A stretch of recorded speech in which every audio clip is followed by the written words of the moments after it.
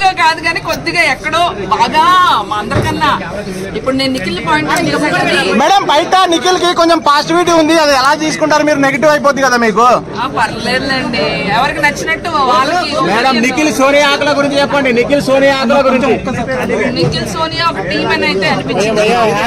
Team కాదు, బయట కలిసి ఆడుతున్నారని మాత్రం అనిపించింది.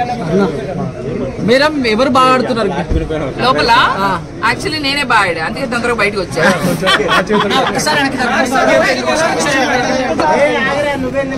ఏం చేయాలి బ్రో? అడగండి. పప్పు ఉప్పు కదా కుక్కర్ బాబు, కుక్కర్ ని గుర్తు చేయకండి అమ్మా. దాని వల్లే నేను నామినేట్ అయ్యా. జీవితంలో కుక్కర్ ముఖం కూడా చూడండి.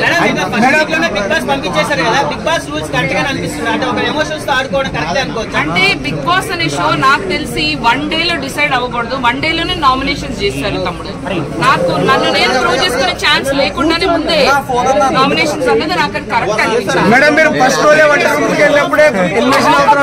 సారీ ఒక్కొక్కటి 1 by 1 అడగండి.